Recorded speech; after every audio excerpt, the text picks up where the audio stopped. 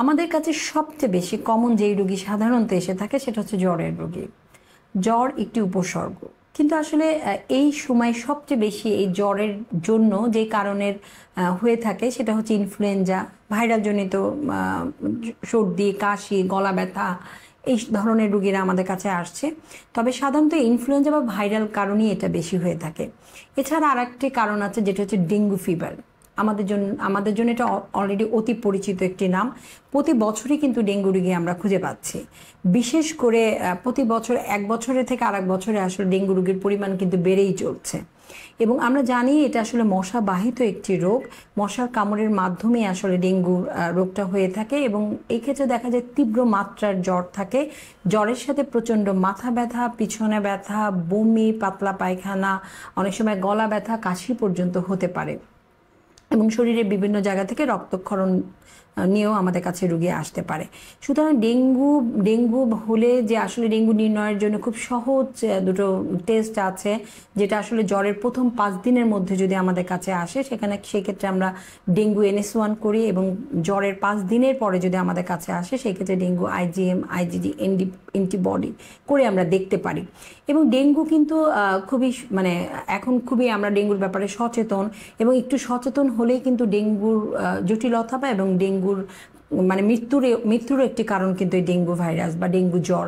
সুতরাং একটু সচেতন হলে কিন্তু আমরা এই মৃত্যু রোধ করতে পারি। সুতরাং ডেঙ্গু হলে আসলে আমরা অবহেলা না, অবশ্যই চিকিৎসকের পরামর্শ নিব, বাসায় রেস্ট নিব, প্রচুর পরিমাণে তরল জাতীয় খাবার খাবো এবং সাধারণত ডেঙ্গুর জন্য আমরা প্যারাসিটামল জাতীয় ওষুধই জ্বর নিরাময়ের জন্য প্রেসক্রাইব করে থাকি এবং চিকিৎসক যেইভাবে আমাদের গাইড করবে সেইভাবে চলাটা আমরা চেষ্টা করব।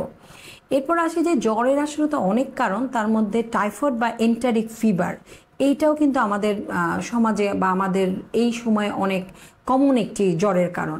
এই টাইফয়েড বা এন্টারিক ফিভারও কিন্তু হাই গ্রেড বা তীব্র মাত্রার জ্বর আমাদের কাছে নিয়ে আসে রোগীরা। প্রচণ্ড মাথা ব্যথা থাকে, অনেক সময় দেখা যায় পেট ব্যথা বা ডায়রিয়া, এ ধরনের কিছু নন স্পেসিফিক, বমি, খেতে পারছে না, এ ধরনের নন স্পেসিফিক সিমটম নিয়েও কিন্তু আমাদের কাছে আসে। টাইফয়েড হলে আসলে যেটা হচ্ছে এখন এই সময়টা বেশি টাইফয়েড কেন, মূলত দেখা যায় যে এখন বাইরে যে অস্বাস্থ্যকর পানি, যেটাকে আমরা বলি খেজুরের রস, আখের রস, তারপর হচ্ছে লেবুর শরবত, যেগুলো অস্বাস্থ্যকর পরিবেশে তৈরি, বা ফুচকা, এই সমস্ত পানি জাতীয় খাবার থেকে কিন্তু ফিকো ওরাল রুটে আসলে আমাদের টাইফয়েড হতে পারে। সুতরাং অবশ্যই আমাদেরকে সচেতন হতে হবে। আমরা বাইরের থেকে এরকম অস্বাস্থ্যকর জুস জাতীয়, পানি জাতীয় খাবার আমরা খাবো না। আমরা অবশ্যই বিশুদ্ধ পানি পান করব। আর যদি জ্বরের কারণ টাইফয়েড হয় তাহলে অবশ্যই দেরি না করে আমরা চিকিৎসকের পরামর্শ নিব। সাধারণত আমরা ইনজেকশন সেফট্রাএক্সন দুবেলা করে আমরা ব্যবহার করার মাধ্যমে এটা কিন্তু সম্পূর্ণ নিরাময় সম্ভব।